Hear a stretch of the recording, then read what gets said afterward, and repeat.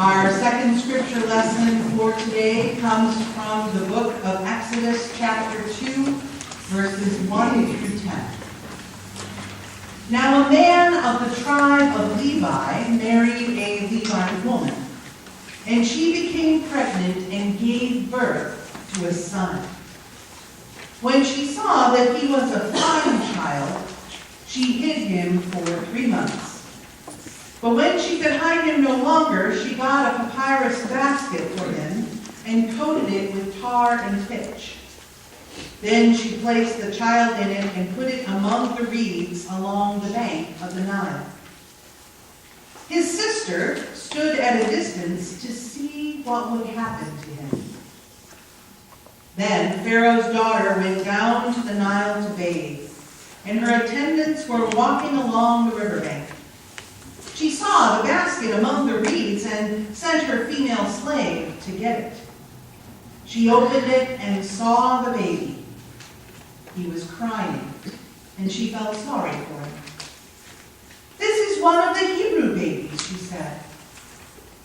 Then his sister asked the Pharaoh's daughter, "Shall I go and get one of the Hebrew women to nurse the baby for you?" "Yes, go," she answered. So the girl went and got the baby's mother. Pharaoh's daughter said to her, "Take this baby and nurse him for me, and I will pay you." So the woman took the baby and nursed him. When the child grew older, she took him into Pharaoh's daughter, and he became her son. She named him Moses, saying, "I drew him out of the water." Please pray with me. Dear God, you draw us out of water, you draw us out of problems and closer to your love. May this scripture go deep into our hearts and draw us closer to you every day. Amen.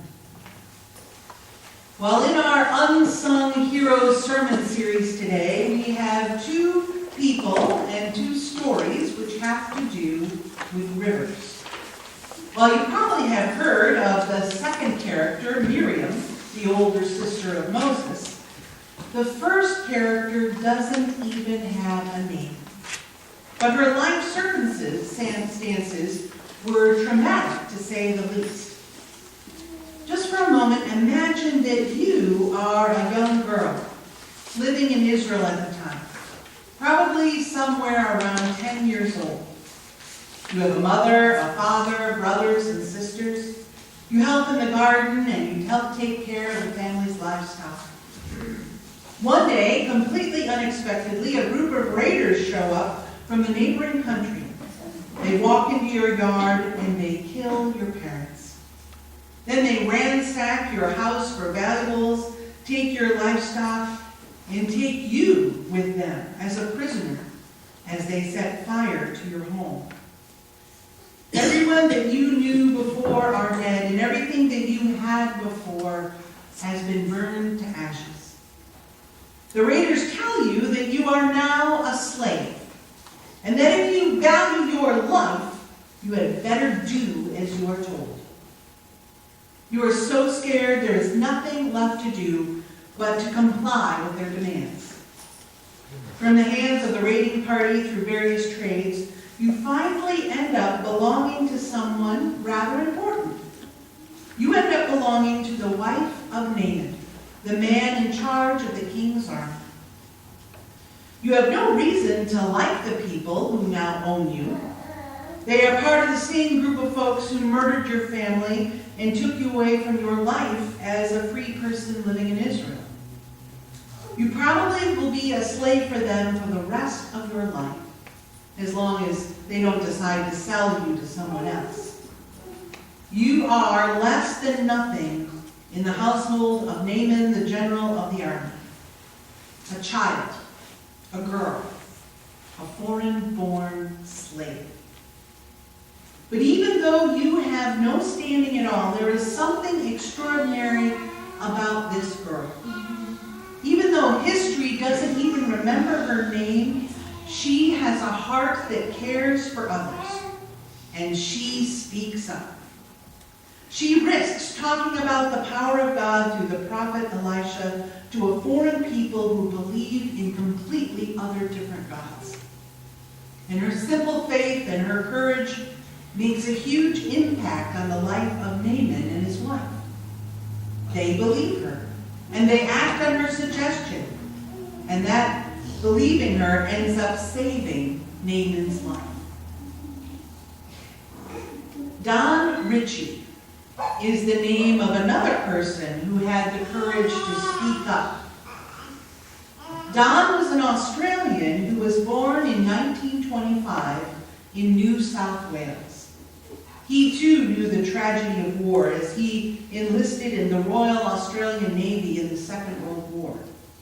He was one of the witnesses to the unconditional Japanese surrender in Tokyo Bay in 1945.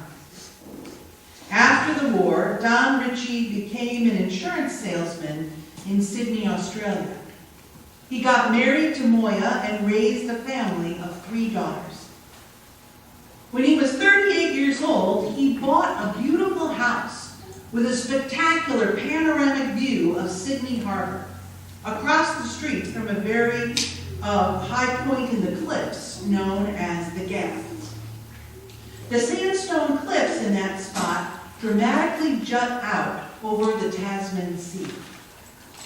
Don wasn't living in his new house very long, watching the tourists come and go, when he suddenly realized that some people who came to the scenic overlook were suddenly disappearing over the edge on purpose. The Gap was well known to local authorities as a suicide hotspot. Don at that point realized that he couldn't just do nothing and watch people commit suicide. He had to do something if he could help. So whenever he would see someone up on the Gap who seemed to be in distress, Don Ritchie would get out of his chair and cross the road from his own property to the public overlook, and then he would engage the person in conversation.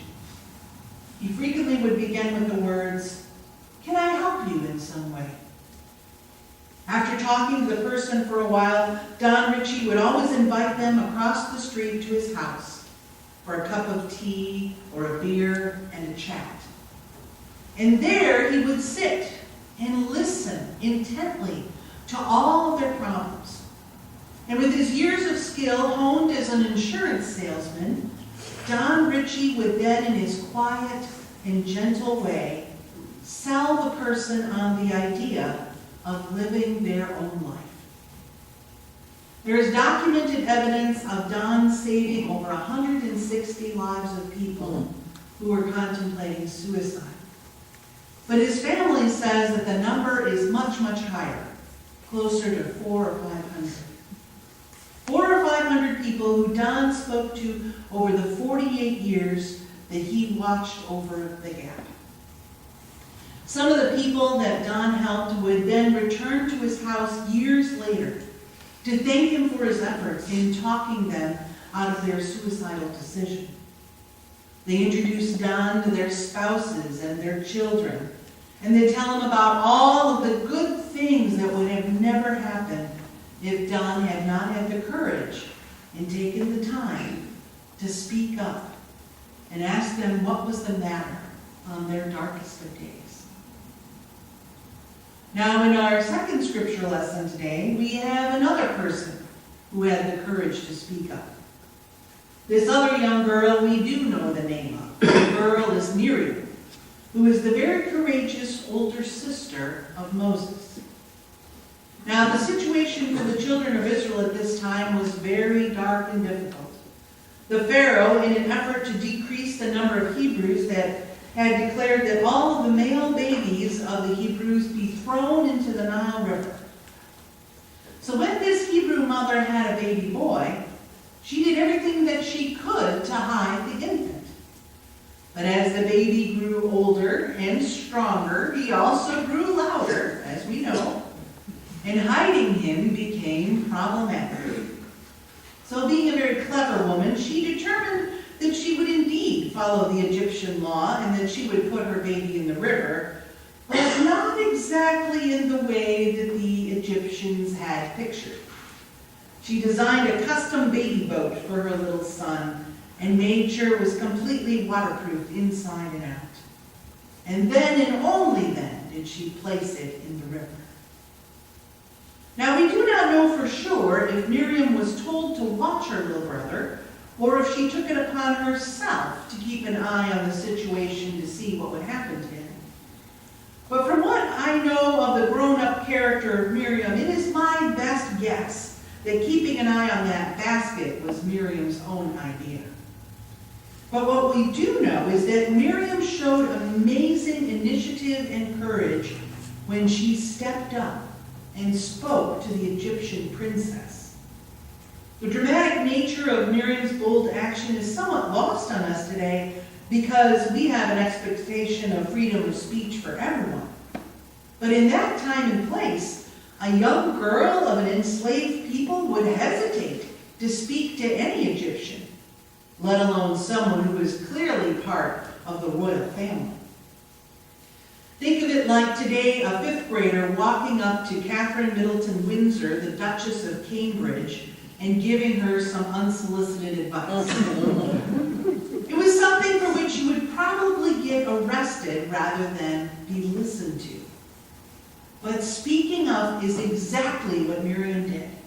And her suggestion led to the absolutely delightful situation of a mother getting paid to care for her own baby. So what does all of this mean for those of us who are gathered here today?